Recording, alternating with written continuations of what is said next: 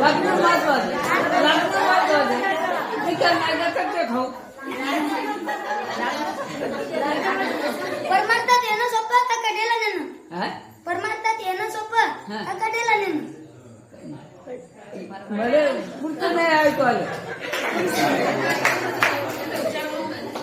परमार्थात येणं सोपं का कडेला नेणं?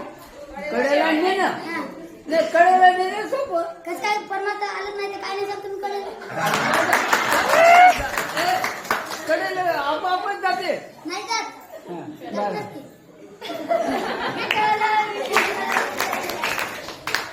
इलेक्शनचा फॉर्म भरणं सोपं का निवडून आणणं सोपं?